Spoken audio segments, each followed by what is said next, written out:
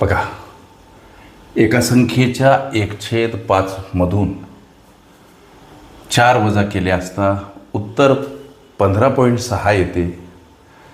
तर ती संख्या कोणती असा प्रश्न. लेकरांनो, हा प्रश्न आहे संख्या शाब्दिक उदाहरणे या घटकावर आधारित. हा प्रश्न सोडवायचा कसा, ती संख्या हा मूलभूत प्रश्न. मग उदाहरणार्थ इथं ती संख्या आम्ही लेकरांनो एक्स समजायची. या एक्स समजलेल्या गोष्टी लक्षात घ्या.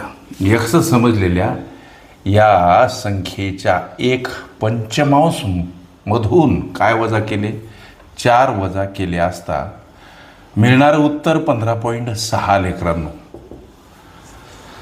असं गणित म्हणते. मग अशा पद्धतीची ही मांडणी करा.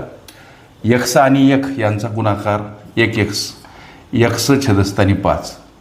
हे एक्स 1 सोबतच का गुणिला. बऱ्याच प्रश्नामध्ये मी सांगितलं, पुन्हा एकदा वाटल्यास कुठलीच संख्या कुठलंच पद हे एकटं नसते, त्याच्या छेदस्थानी 1 हा असतोच. या गोष्टीचा विचार करता इथं 2 अपूर्णांक एक्स 1 सोबतच का गुणीला घ्यायचे असतात.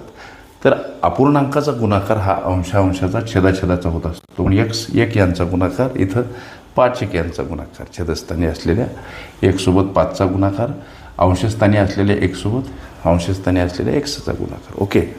आता इथं -4 हे 15.6. इथं अपूर्णांक कोणता, पूर्णांकयुक्त अपूर्णांक. याचा अंशाधिक रूपांतरण करत असताना छेदाने पूर्णांकाला गुणा. वजा असेल अंश वजा करा, लक्ष द्या. अधिक असेल मिळवा, छेदस्थानी छेद जसाच्या तसा मांडायचा असतो. ह्या गोष्टी प्राकर्षानं लक्षात ठेवा.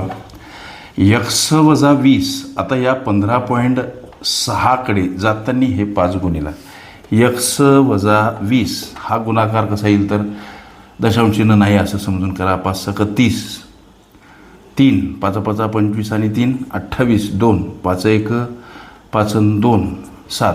एक घर सोडून दशांशचिन्ह, एक घर सोडून दशांशचिन्ह द्या. दशांशचिन्हानंतरच्या शून्याला कुठलंही महत्त्व मोल नसते. x वजा 20 बराबर 78. एक्सला एकटं करा, 78 कडे जाताना 20 अर्थात अधिक स्वरूपात.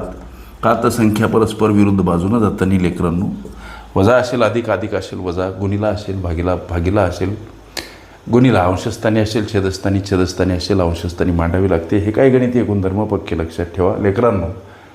ती संख्या कोणती जी आम्ही एक्स समजली, 98 हे तुमच्या विचारल्या प्रश्नाचं ॲक्युरेट ॲन्सर. ओके. संख्या शाब्दिक उदाहरणे व्यवहारी अपूर्णांक ह्या माझ्या प्लेलिस्ट अवश्य बघा. त्यामध्ये विविध स्पर्धकांनी विविध अंगांनी विचारल्या संभाव्य अशा असंख्य प्रश्नांचा सराव तुम्हाला करता येईल. ओके.